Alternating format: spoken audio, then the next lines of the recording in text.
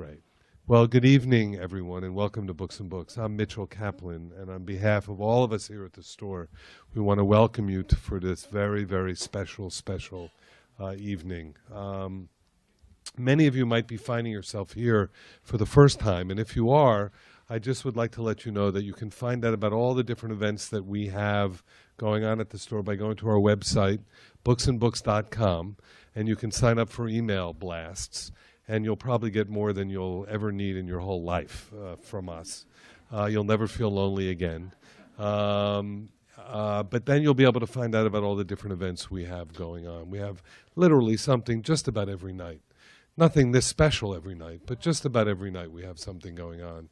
And I do want to remind you that the reason why you see all these lights here is because there are two things going on. One, we've started live streaming all of our events, or many of our events, onto our website. So at booksandbooks.com, you can go up and you can see, obviously you're here live, but if you're at home, you could watch this live, and there are many people out there, I'm sure, who are. And we also archive it so that tomorrow night, after you've asked a really great question tonight and you want to see yourself on TV again, you can watch it one more time. So that's what we're doing. Also, I'm really, really pleased because it'll give this book even a wider audience, and that is that C-SPAN is here tonight. All of you know about Book TV, and so C-SPAN will be here filming it for Book TV. We don't know exactly when it'll be on Book TV, but you can always go to their website and you can find out about it and see it then as well.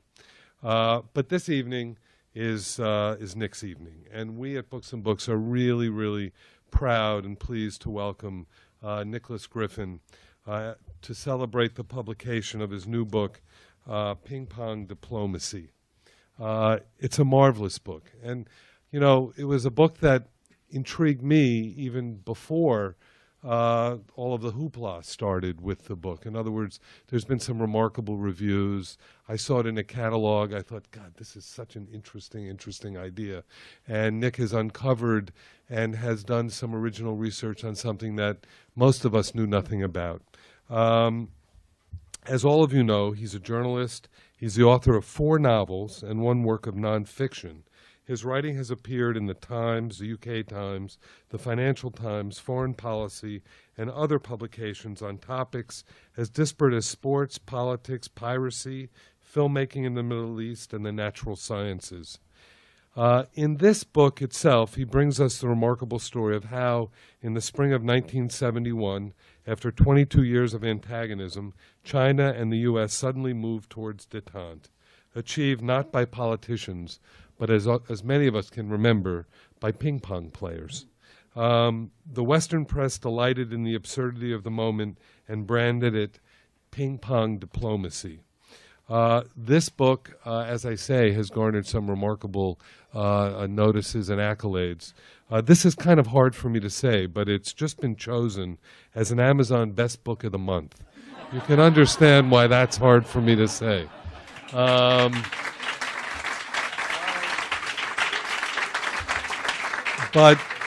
But the good news that I can say tonight is that our pre-sales on this far outstripped anything we had ever thought. And I will say that this is the Books and Books book of the next 6 months. So take that, Amazon. It's also been a New York Post must-read of the week. And tonight is the first stop on what promises to be a very, very successful tour. So please give a warm, warm welcome to Nicholas Griffin.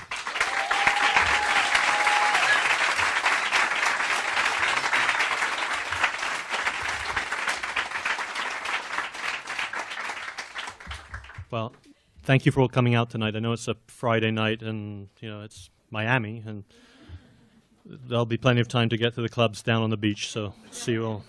I'll see you all there. So ping pong diplomacy, as Mitch just said, it's this extraordinary moment in 1971 when this deeply ingrained antagonism that had existed for 22 years between Mao and China and the United States suddenly fractured, and it all seemed to happen in the blink of an eye. And the story goes that it was these ping pong players who started the process rather than politicians. And the press loved it because it was this spontaneity, and it was almost too good to be true. It was a story of a young American who befriends a young Chinese, and together the two guys start this process that literally changes the world. That's what we were taught. If you know anything about ping pong diplomacy, that's probably what you know. It's a pack of lies.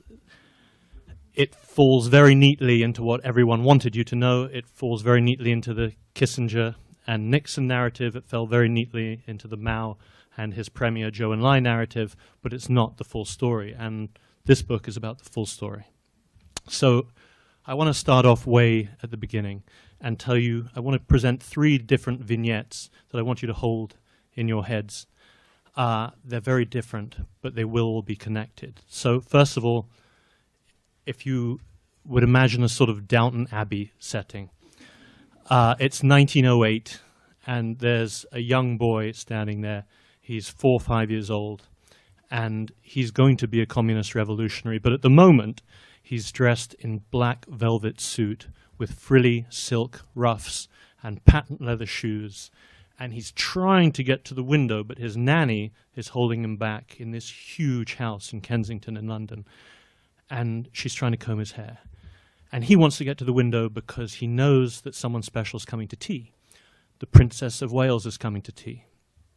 And he's very excited because he knows they're going to be golden carriages and they're going to be 12 white horses, just the right things for a 4 or 5-year-old boy to see. So he rushes downstairs and he sees his mum and dad and he sits down, and this woman comes in wearing a brown dress, and they have tea, and then she leaves and she gets into a motor car. And then he turns to his mum and goes, "Where's the princess?" And she goes, "Well, that was the princess." And he feels a deep, deep disappointment. And that disappointment will actually be returned when the Princess of Wales becomes the Queen. And she will write a note of condolence to his mother, not because he's died, but because he's done something even more unforgivable in British society. And that's he marries not 1 class beneath him, but 2 classes beneath him. And the headline sweeps the nation: Baron's son weds secretary. And it doesn't just sweep the nation, it ends up on the front page of the New York Times. It was considered that much of a shock. Now, what you're going to jump. Second vignette I want you to keep in your head is of 2 40-something Chinese men. They are in a cave in central China. It's a big cave. Between them's a ping pong table, and they're playing ping pong. It's the 1930s. One of them has a slightly withered arm, and he broke it in a horseback accident. And his doctors told him that the best thing he could do was play ping pong every day of his life. And that's what he's doing. Even more strangely, they're playing during an aerial bombardment. The cave is literally shaking as this game goes on. Third vignette. I want you to imagine an American hippie. He's got up at 4 a.m. He's sneaking out of a hotel. He's not just in any hotel. He's in a hotel just to the side of Tiananmen Square. He's the first hippie who's ever stepped into China. He escapes with a friend. They go wandering through the streets. They've broken away from all their minders. But still, in the middle of this very, very early morning, a crowd starts following them. Him and his friend decide that since everything's communist in China, what they're going to do is just borrow a bike. Now, as they go to borrow a bike, they can tell the crowd doesn't like it. So they pull the bike, they look at the crowd, they look back, they start to get on it, and the crowd starts moving towards them, and they realize they're about to get into trouble. They dump the bikes, and they sprint back to the hotel. Now, those 3 vignettes are really the beginning, the middle, and the end of ping pong diplomacy. And what they're going to show us is just how political this game was from its birth, which is something nobody knew in 1971, and no one's spoken about since then. That first young boy who becomes a communist revolutionary goes by the name of Ivor Montagu. Actually, he goes by the name of the Honourable Ivor Montagu because his father is called Lord Swathling. It's a hereditary title. The 2 Chinese men playing ping pong during the aerial bombardment are Mao Zedong and his premier, or future premier at that point, Zhou Enlai. The American is this young free spirit called Glenn Cowan. He's born in California, not really doing much of anything, decides to get into ping pong, somehow gets invited to join the American team for the World Championships in Japan, and 2 days later, boom, he is one of these spontaneous diplomats who's roped into Beijing out of the blue, who become front page news on every newspaper in the world in the early 70s. Now, what I want to talk about for a second is why this book's relevant. I don't think we have to concentrate very hard to know that China has come a long way in the last 40 years, and this Sino-US relationship is more important than ever. It is, of course, the only country with a template for an empire. They've been there before, they've done it before. Up until the 1800s, China was the richest nation in the world and had been for a very long time. It's very hard to imagine other empires recovering anytime soon. You can't really see Athens getting their stuff together. You probably can't see Rome coming back anytime soon. And even, I don't think England's got much of a hope in hell either. But the Chinese have been here before. They made a lot of big mistakes to fall as far as they did, and they made a lot of big mistakes getting back on their feet again. Most of those were implemented by Mao. But they've been on the right road generally. There's still some huge problems there. And what are the Chinese intentions? Well, if someone tells you, the answer is nobody knows. There's this whole industry of commentators and authors who make a living on commentating on what might happen in China, and the only reason that's possible is because we just don't know. The best metaphor I ever heard for it was if you take 2 tiles and a bunch of putty, if you squeeze those tiles together, what we know about China are the little bits of putty that squeeze out along the side. And that's probably just about fair. But if this relationship is so important, and don't forget, all these nations that China is sort of maneuvering around right now, Japan, South Korea, Taiwan, these are all nations we have defense treaties with. We're in this. And just to complicate matters, the Chinese also, of course, hold $1.2 trillion of our debt. So it's a very important relationship. So maybe it's worthwhile having a very close look about how this relationship really started in 71. But the real question is, why ping pong? Ping pong diplomacy.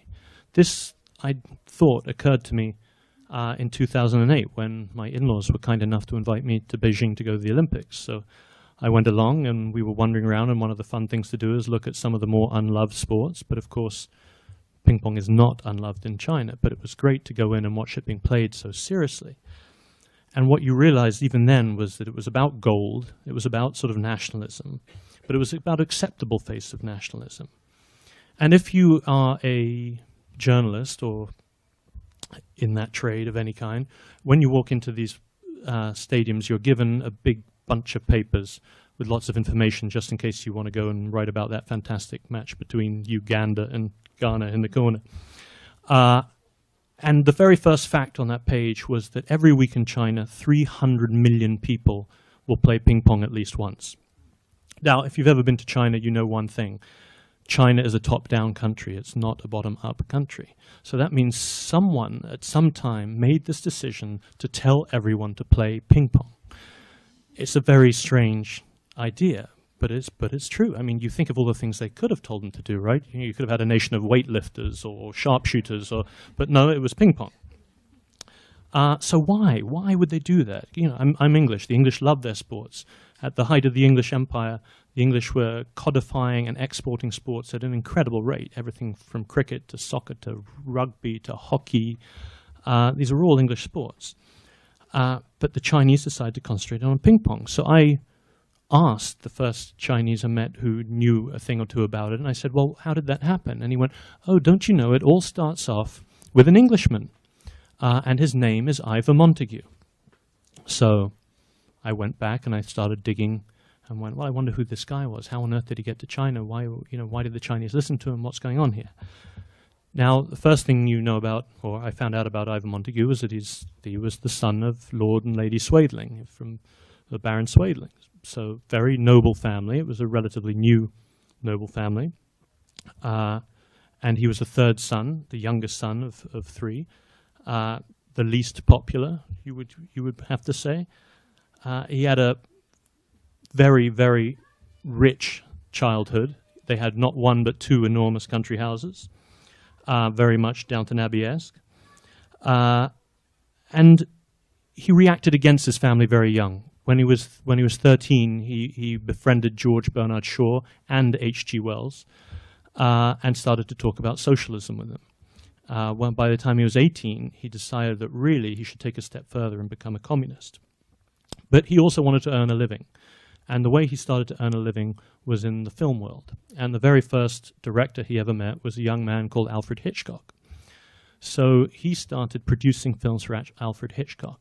Now at that time, when you turned 21 in England in those days, you were finally allowed to travel without parental permission. On the day of his 21st birthday, he got on a train for Moscow. Now, sure enough, he gets picked up by Russian intelligence services. He's the son of a baron who wouldn't want to be friends with him. And he gets sent back to London. And then he gets called out again the following year. And they ask him to come and work secretly for a thing called the Comintern, which was a communist international. And that had a very precise mandate. And that mandate was to bring communism and infiltrate foreign countries through culture. So Montagu had this wonderful opportunity. He begins doing this with film. Now, he's doing all of Hitchcock's spy movies, and yet Hitchcock has no idea that his producer is actually a spy. And this goes on, this relationship continues for 5 or 6 really good movies, like 39 Steps, Saboteur, some of the greats. I'll give you one quick short story of what a typical week in this young man's life was. He could move so quickly through different social circles. It was just remarkable. But first, his other great hobby, of course, was ping pong. And he was probably the only person in the world who had enough money to start the International Table Tennis Federation, which he codifies it, writes the actual rules himself when he's 18, and gets the ITTF, the International Table Tennis Federation, going when he's 20. And he starts having these world championships. Now, on his way to one of the first world championships, he decides to write a letter and drop in on Leon Trotsky. Trotsky had already had a split with Stalin. And Trotsky was living in exile in Turkey and very worried about being assassinated, as ultimately he was. But he opens the door and lets in this young aristocratic Englishman who claims that he's interested in the labor movement. And he has no idea that he's a Stalinist. And they sit up all night and they talk politics. And then at the end of the evening, Trotsky confesses that he's worried he might be assassinated at any moment by a Stalinist and hands Montagu a loaded pistol. Now, Montagu's many things. He could have really been in the history books and then we'd all know about him. But he wasn't a killer. So he just slept through the night. Or actually, he didn't sleep through the night. Got up, went fishing with Trotsky, almost drowned, and then continued to a ping pong tournament. But that was a very normal week. I can't tell you his address book. Here are some of the people who he dines and gets to know over the years. Mao Zedong, Zhou Enlai, FDR, Prime Minister Asquith, the King of England, Charlie Chaplin, Alfred Hitchcock, Samuel Goldwyn, Sergei Eisenstein. It's remarkable reading through his letters. It's almost comedic that no one's ever talked about Montagu before because there's no one that he doesn't know. Now, when the World War II starts, there he is. He's been in England as sort of this sleeper guy moving culture through. But now the Russians need him for something more dangerous. They want him to start spying for the GRU. The GRU makes like the KGB look like chicken feed. This is the sort of military intelligence gathering. And of course, he's in a great position because his brother happens to be a very high-ranking naval intelligence officer. So that lets Montagu become this sort of superstar for the Soviets during the mid-1940s. And after the war ends, he sort of goes back to more of the Comintern stuff. And then there's this amazing coincidence at the end of the 1940s. And that is that Mao takes over China. And Montagu suddenly has someone who actually rather likes the game of ping pong in charge of the most populous nation on earth. So he recognizes this as an opportunity for the Comintern. Culture, sport, communism, this is perfect for Montagu. So he gets on a plane and he goes and flies to China and tries to sell the Chinese on the idea that ping pong would make a fantastic national sport. It seems preposterous. He's actually tried this in Russia and it didn't really work. But here he is and he's trying again, and to his surprise, the Chinese think it's a pretty good idea. Now, they run with it in the 1950s. They don't want to come out and play yet, because the Chinese, when they came out to play, they wanted to come out and play and win. They didn't want to represent themselves weakly. So they work hard, and they put a lot of state money into it, and they get better and get better and better. Now, the end of the 1950s is, of course, the Great Leap Forward in China. And that's about the only thing that they're actually Great Leap Forward successfully in is ping pong. And they actually win their first gold medal. The rest of the country is an absolute disaster. Montague has another friend called Trofim Lysenko, who's one of the great Soviet peasant scientists. And he had this wonderful idea that all seeds were like good communists. That seeds, if you sprinkled them particularly close together, would aid one another to grow and only strengthen together. Now, of course, if you know anything about agriculture, that's probably the worst idea in the history of agriculture. And sure enough, it is. And all this close planting fails dramatically across China. Montague supports the idea. Mao supports the idea. They're also trying to industrialize at a rapid rate. Everyone's throwing every steel thing they have on these homemade furnaces. And the country fails. And depending on who you believe, if you believe the Chinese statistics, 17 million people die between 1958 and 1961. If you believe the most recent statistics by a historian in Hong Kong, the number's actually 44 million.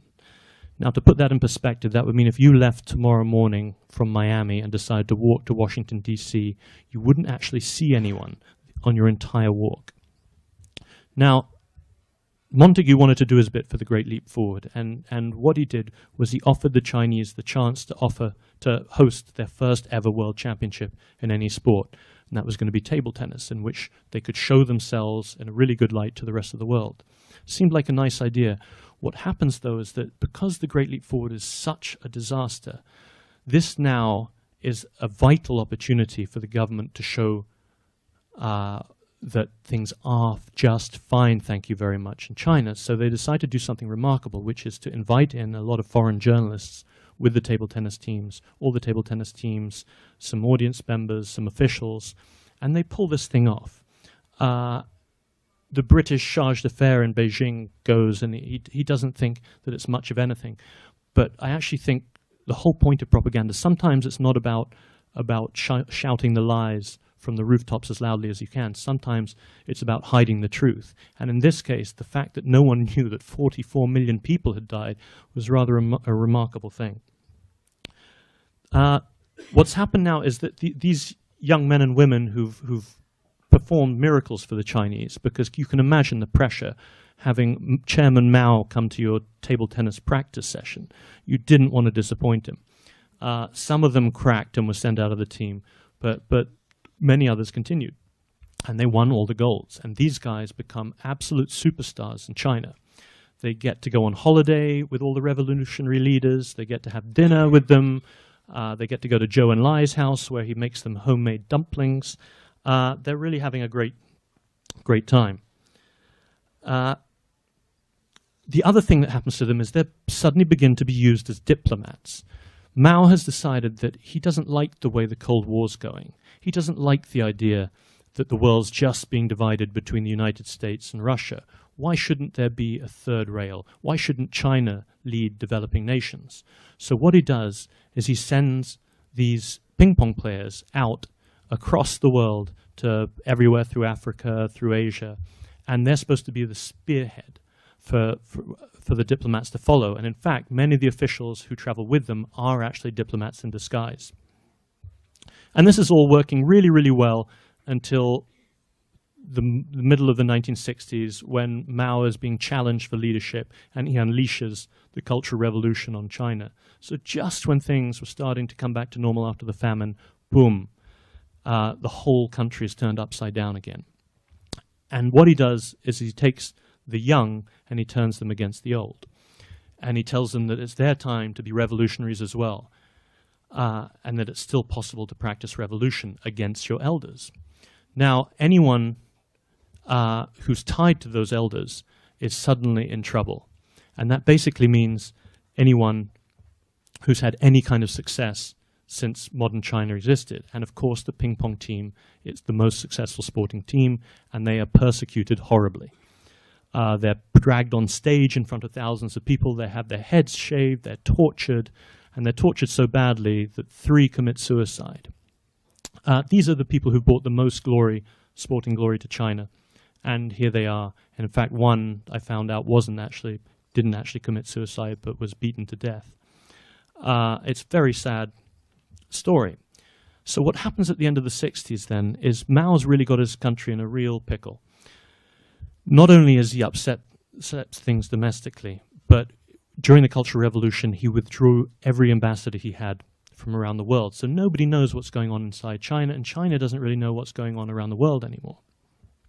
So he's decided he's going to try something drastic to break out of this where he is.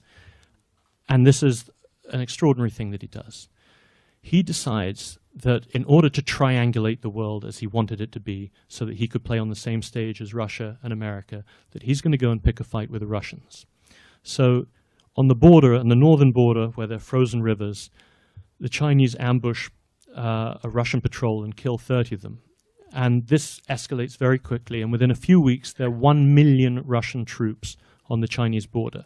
And it looks like a real miscalculation for a moment. Mao then decides to turn things up a notch. He launches 2 nuclear tests on the Chinese side of the border designed so that the fallout goes over the Russian troop positions. The Russians, as you can imagine, are hopping mad. And they go straight to Washington, D.C., and they ask America to greenlight a nuclear attack on China, which, of course, the Americans don't, because a light bulb goes off. And the light bulb, of course, is Kissinger and Nixon thinking, wow, this is something we could exploit. This is actually very good news. Why don't we work with this? Now, of course, Mao's thinking something not entirely different. He asks his doctor one night, he tells him a riddle. He says, what do you do when all your neighbors hate you? He's like, we've got India as one of our neighbors. We launched a war against them less than 10 years ago. They hate us. We've got the Taiwanese. They hate us. The Japanese. We hate them. They hate us. We've got the Russians to the north now. We hate them. They hate us. What do you think you should do? And the doctor didn't know how to answer it. And Mao said we should do what our ancestors recommended, which is to reach across the oceans. We should contact the Americans. And the doctor's horrified. The Americans, these are the imperialist Americans. These are the running dogs of capitalism. This is against everything they've been told for 20 years. But Mao's very comfortable with this. He thinks it's a good idea, and he starts this game to try and reach out to America. And meanwhile, Nixon and Kissinger are thinking exactly the same thing, and they're looking for channels to reach out to China. So this game starts going, and they finally find Pakistan, and Pakistan start passing handwritten notes that take 3 weeks to cross the world, going back and forth. And things are looking pretty good, and this is 1970, things are coming along nicely. But unfortunately, Mao then, his next move was so subtle, we didn't recognize it over here. He took a left-wing American journalist and put him on his right-hand side during a parade. And he thought that was a brilliant sign, and it would be picked up by the CIA and the foreign services, and Nixon would understand that that was an important message. Nixon doesn't get it because that journalist is so left-wing that everybody thinks he's working for Mao. Mao actually thought he was working for the CIA. So that's a bit of a problem because now Nixon decides to continue with the Vietnam War, and he turns things up a notch and starts bombing the Ho Chi Minh Trail. So now the Chinese are like, well, what kind of signal's that? What's going on here? So instead of this back channel working, you've now got total silence. So what Mao needs to come up with and what Zhou Enlai needs to come up with is a signal so blaringly obvious, so smack you in the face obvious, that no one can possibly get it wrong. And this is why they use ping pong. So suddenly, Zhou Enlai has a job to do. He's going to have to coordinate this whole thing and position it so that if Mao gives him the green light, they can go.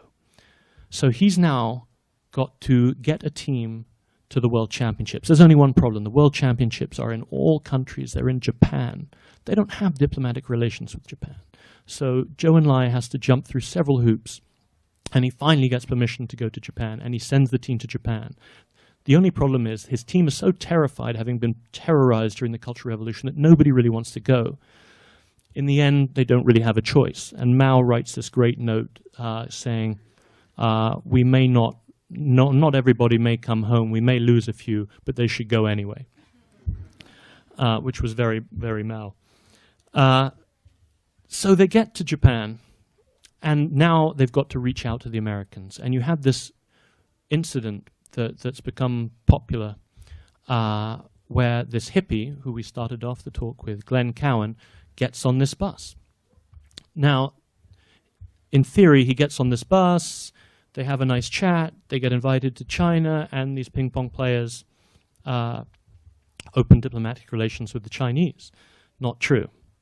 What happens is the Chinese had their own bus, the Chinese had their own practice stadium, they had their own hotel. The Chinese wait for Glenn Cowan. They've been scoping him out during the week. He's the friendly hippie who's already tried to practice with one of them earlier in the week. They know exactly who he is. Glenn Cowan's ego is so large that he thinks they're scoping him out because he's such a good table tennis player. Definitely not true. He's ranked somewhere around the 100th. The Chinese are numbers 1, 2, 4, 6, 7, 8, 9, 10, 11, 12, 13, the best in the world. The last thing they need is table tennis advice from Glenn Cowan. So he actually said he was waved onto the bus, and that's true. And when he gets on that bus, there's this famous moment where he gets given a silkscreen portrait of some mountains. Now, that alone says a lot. Chinese are very precise about gift giving. There's a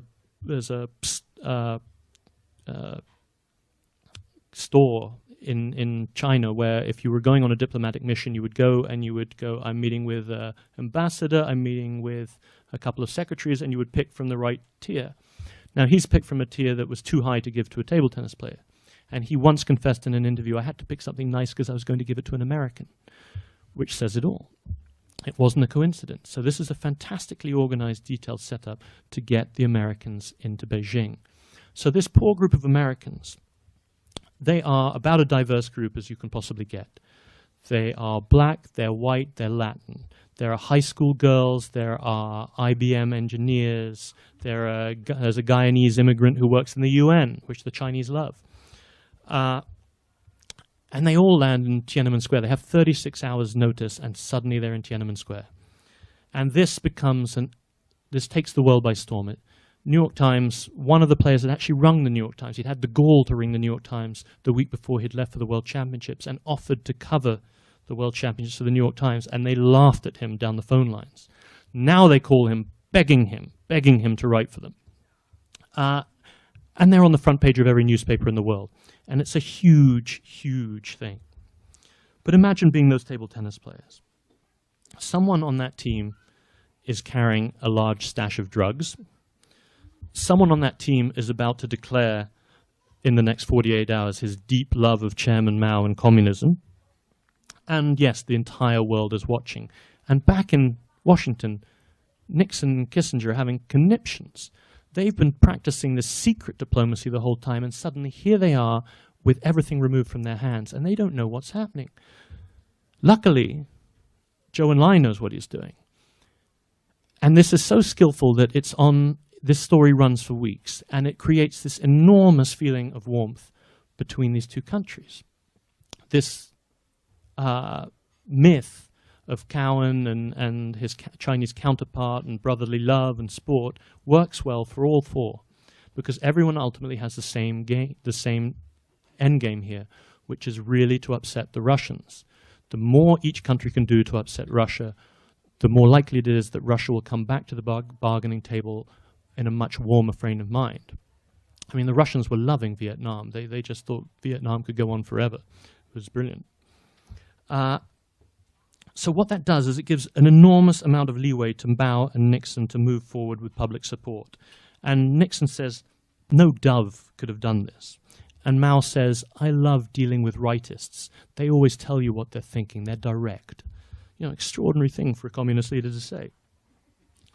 But I think of all the people in this adventure, it's Zhou Enlai's meticulous manipulation of the tiniest details that's most remarkable. And everyone was bamboozled by this performance. The Soviets, the Taiwanese, the Japanese. But the path towards China was open now. And that really means the whole world has changed. And the greatest irony, which I would like to end with here, is that this is all started by Ivor Montagu. He had only two real loves in his life, ping pong and the Soviet Union. And now his own game has been used to conspire against Russia. The Americans and the Chinese have taken it from him, and they've gone their own way. And guess where we are today? We're much more in that direction than anything Ivor Montagu could possibly have imagined. Thank you.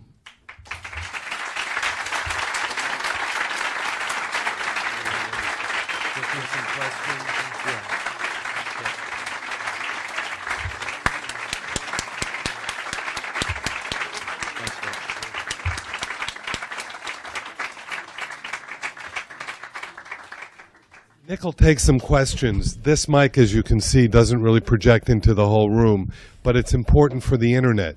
So if you have a question, please raise your hand, and I'll make sure I come up to you. And if the room can't hear it, you'll repeat the question, okay. I hope to. Do we have any questions? Here's one. You can stand. Why don't you stand? Hi. What inspired your research to even start looking down this path and for this story? What inspired my research? It was a mixture of two things. It was going to Beijing and looking at ping pong and wondering why on earth this was happening. I'd also always wanted to write about sports and politics and why different nations chose different sports as their national games, and that's something I'd actually pitched as a book. And considering this book took me 4 years, thank God I didn't sell the other one because it had 6 sports in it. It would have taken me way too long. But then the most remarkable thing for me was when I went and I found the name Ivor Montagu, the first person I rang was my dad, because we knew a few Montagues in England. And I went, how about an Ivor Montagu? And he went, of course. And it was actually my father's best friend's uncle. And he had never been allowed to meet his own uncle his whole life. And, no one really knew why. Now they know why. I'm actually heading to London to launch the book next week, and I think I have 7 members of the Montagu family coming. I'm not quite sure what I'm going to say. Yes. Nick, when I was reading your review in the New York Times, you mentioned something about, I think in 1972, the Chinese table tennis team was in the United States and they were going to play the Americans. Then Nixon decided to bomb Haiphong Harbor at the time. How was the political climate then after that happened? 1972 was interesting because things were actually fairly calm, and it looked like the return trip. And Joe and I insisted that everything was equal. So this return trip was very important for him, and everything was supposed to be balanced and reciprocal. And the timing looked like it was going to be great. There was sort of a lull in the Vietnam War. But I don't know quite why they decided to do this, but the timing for Haiphong was smack on the end of day 2 of the Chinese tour. So it's this terribly embarrassing situation for the Chinese squad to find themselves in. They're one of their great allies, the North Vietnamese, are being bombed by their hosts.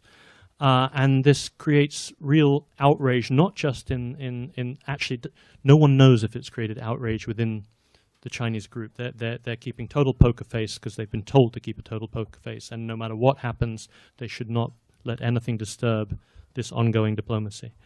But the people who really get upset are the American interpreters for the Chinese, some of whom have gone on to become very established in human rights in China. And they're so outraged that when it comes time to visit the Rose Garden and to go and shake hands with Nixon, they decide to have a last-minute boycott of the event. And I think 4 out of the 6 don't show up, which then puts everyone else in this awkward spot because no one can actually talk to the Chinese. So it was extremely awkward.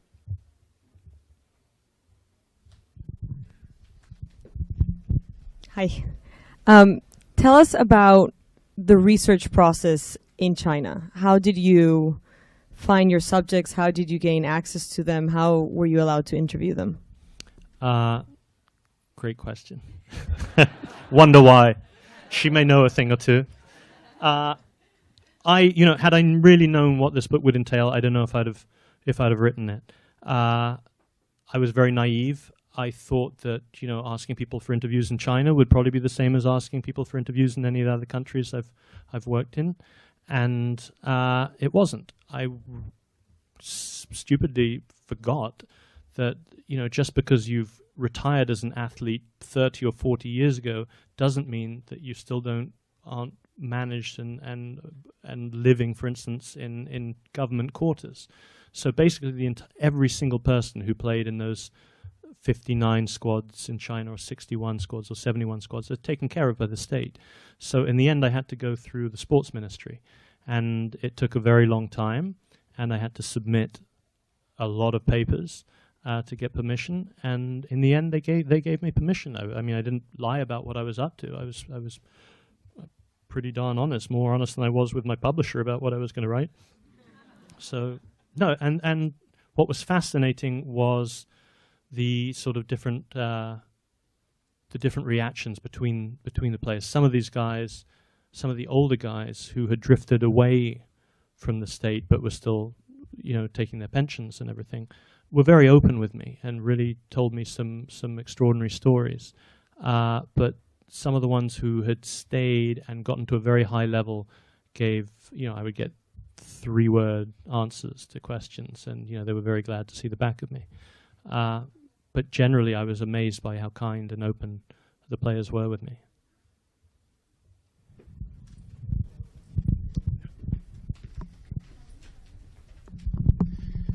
Nick, it seems very interesting that you know, they had a lot of stake, the Chinese, on this team of ping pong players that were really amateur diplomats, and obviously that was the way they were trying to reach out. Did they have a backup plan? Because obviously all the things have failed, and that was like the last resort. What if that had failed? I mean, did the Chinese have a backup plan? Yes, or the Americans, for the matter. There were many ways in which it could have all gone horribly wrong. The most obvious way is the American team, when they were asked into China, the obvious thing for them to do would be to say, "Are we allowed into China?" Now the Chinese had just changed as part of the tactics. They changed the rules just before the invitation was issued, but they were really lucky that when they rang the embassy in Tokyo, obviously they were in Japan at the time. The man who picked up the phone was this extremely bright, wonderful guy called Bill Cunningham. And he has a mind like a steel trap. And he remembered that in a foreign policy report that's several hundred pages long, there was one line saying that athletic exchanges could begin. And the last thing he wanted to do was to give State Department approval. So he couldn't say yes. So what he has to say is, you are individuals, you're Americans, the State Department's going to have nothing to do with it, but it's totally, you know, you can go. So, you know, they think there's going to be this huge process, so they all trek to Tokyo with their passports, thinking there's going to be some official stamp, and all it is some guy with a Sharpie just crossing off the line that says you can't enter communist China. But it was that fragile, and you know, Zhou Enlai was a master on his side, but it did require a little bit of luck on the American side. I dare say there would have been another plan, even more obvious. I don't know how you could have got more obvious, but we'll never know. It's probably somewhere in an archive, but they haven't been released yet.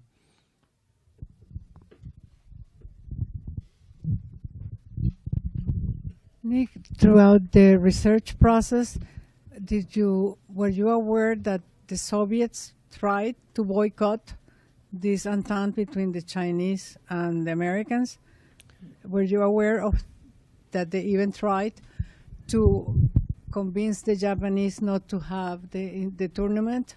Yeah, there was a lot I found out along the way. You know, I didn't know that much history from the Russian side at the time. You know, I didn't know about the nuclear standoff. I didn't know it had gone all the way into Washington, and there was this, you know, there's a Russian defense minister who very much wanted to press that button. You know, we always think over here of the Cuban Missile Crisis as the closest we've ever really come to a full-on nuclear war, but this was really close, to the point where there's a digging campaign in China in 69-70 in every city in China, and Zhou Enlai was convinced that by the end of the year he could get his entire population in the cities underground. That's hundreds of millions of people, so it was a hell of a campaign. But no, I really didn't know how the Russian. I mean, this remarkable thing and a lot of fun is reading the Russian telegrams the week when the ping pong players enter China. You've never seen so many hysterical ambassadors in your life. They are all taking meetings, whatever country, Uganda, anywhere in the world, with their American counterparts, and they're going, you cannot trust the Chinese. Whatever you do, don't trust the Chinese. And, you know, Kissinger's reading all these reports as they come in, and he is loving it. I mean, he thinks this is brilliant. And, you know, he was right. You know, the Russians had been so intransigent in the 2 years before that. We'd been trying to get them to the table for nuclear arms talks. They were just letting things drift on and on. They were loving and had no interest in Vietnam ending whatsoever. So this was a total game changer. I'm a little curious about the highs and lows of when you write. When you're writing it, what's a moment that you're there and I got something good? Let's see. And the moment that you want to throw it in the garbage and walk away. The high is definitely always the first draft when you're on a roll and things are looking great. And the low, I can tell you, is when your editor hands you back that first draft. In this case, I handed in a 500-page book. Now, anyone who has a copy of their hands will see that it's come out at, I think, 295 pages. So that's a lot of chopping. And, you know, it's not so much that. It's just that it means you've wasted a lot of weeks or months of your life, in one sense. In the other sense, you can't write what you write unless you really know the whole story. And there's a lot that naturally falls by the wayside. I would guess in the end, less than 2 or 3% of your research actually counts, but you just don't know what's what until your editor jumps in and starts telling you. And editors, you know, the good thing is, you know, a company like Simon & Schuster, they're very good at what they do. You can sort of be a little petulant for a while, and you're never happy to get that first draft back. But I'm grateful that it's a thinner, trimmer, faster book. I actually have a question too. As a novelist, you've written 4 novels. Why did you choose? And it was a happy choice when we know the book as it is now. But why did you choose not to fictionalize all of this? Okay, well, that's, I think, for me, had I fictionalized this, I wouldn't have been able to sell it. It's too preposterous. No, it really, I mean, come on. No, I mean, I can remember my first meeting with my agent, and I was like, I was trying to find a new agent. And, you know, you really want something solid to impress a good new agent. And I was like, I've got this idea. It's about international relations, espionage, and table tennis. You know, and you say the word table tennis, and eyebrows rise way up. But, you know, the story, it's so bizarre. And Ivor Montagu is such a strange character that I don't have the imagination to make up an Ivor Montagu. I don't. Yes. Along those lines, do you think they nobody talked about it because the results were achieved, or they purposely concealed that story? And if so, do you expect your book to have an impact now that the story is out there? That's a good question. The remarkable thing about what Joe and I did was the way he compartmentalized information. So, for instance, even on that bus where this incident happens between Glenn Cowan and the Chinese ping pong player, the rest of the team didn't know what was going on. So when this American hippie walks on a bus during the Cultural Revolution, people have been killed for a lot less than saying hi to an American during the last 5 years in China. So, but the one guy who knew what he was doing was the team captain who was carrying the pennant. Now he has made a career out of that moment. Mao ended up loving him so much. He said, this guy, Chuang Tse-tung, he's not just a good table tennis player, he's actually a very good diplomat. And he follows through on that. He makes him a member of the People's Congress, and then ultimately he makes him a member of the Central Committee. And he becomes the Minister of Sports and Physical Culture. Unfortunately, he then befriends Mao's wife and was rumored to be her lover. And when Mao falls and the Gang of Four falls, when Mao dies and the Gang of Four falls, he's arrested and everyone actually thinks he's been executed. He spends 2 years in prison and 10 years in exile as a street sweeper. And this is a guy who was after Mao and Zhou Enlai, was probably the most famous man in China at one time. He only died last year, and he'd occasionally let little things slip, but he never really gave the whole game away. And he was a total Maoist until the very end. Forget about all the changes sweeping through China. Once he was diagnosed with cancer, there were many things he could have done. What he did was try and walk back to the revolutionary base where the communists hid when they were down to their last 1,000 men. He was a real Maoist. So I think compartmentalization of information was the answer.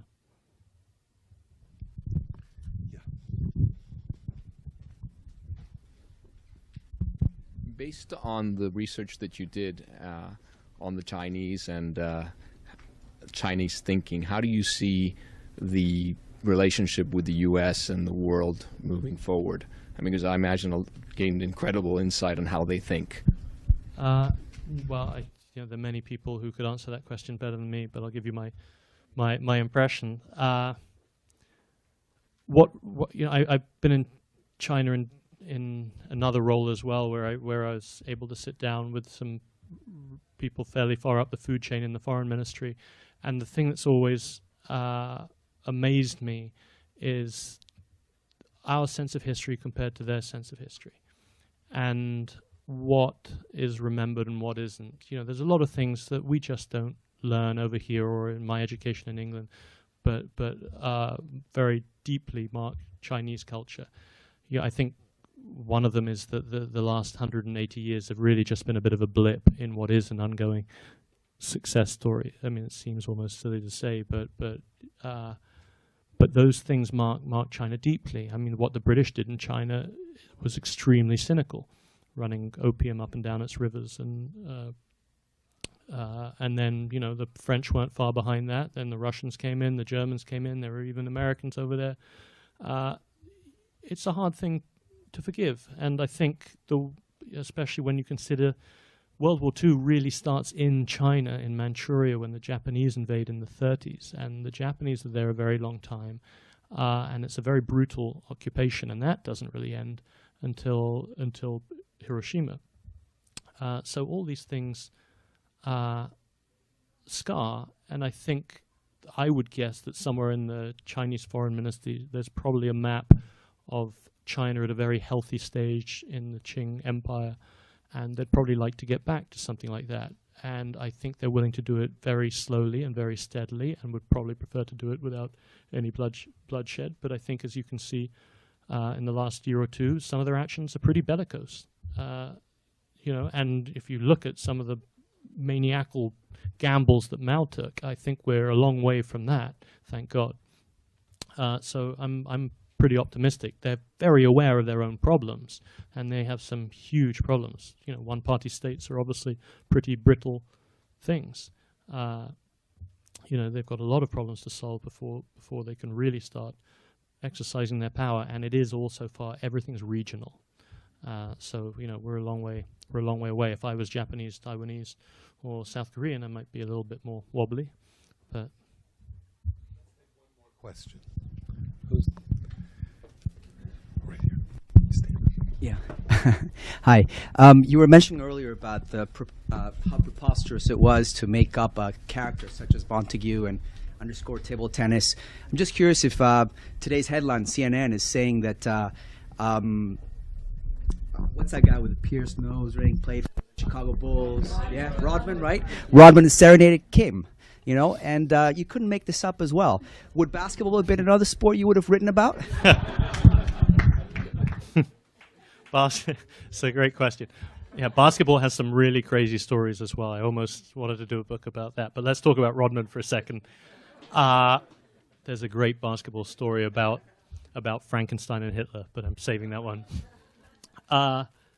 Rodman, I don't know, I kind of feel bad for Dennis Rodman in the end.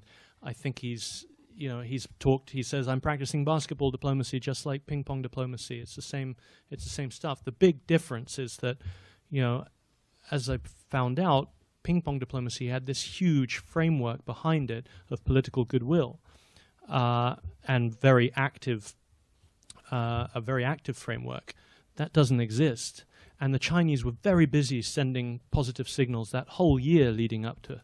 We didn't get them all.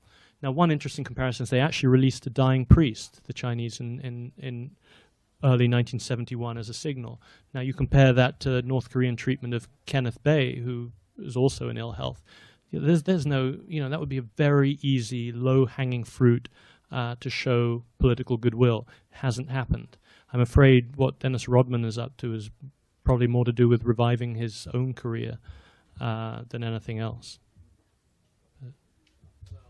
Thank you so much for a great evening. What a remarkable evening.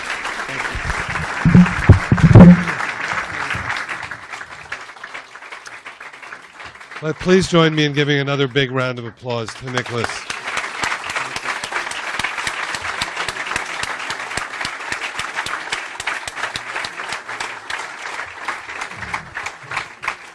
I guess although nobody could make this story up, nobody could write as compellingly as Nicholas can about this. In lesser hands, it would have been less compelling. And I just want to thank you for a marvelous evening and for writing a great book. And thank you all for coming as well. So Nick will be here signing books. We have music in the courtyard. There's an additional reception on the other side of the room. And we thank the Cisneros family and everybody for putting that on. So please feel free to hang around. We're open until midnight. You can sleep here if you want. And remember, I told you before that the good news is this is our bestseller for the next 6 months. The good news and sort of bad news or mixed news is that one of you has the last book that we sold tonight.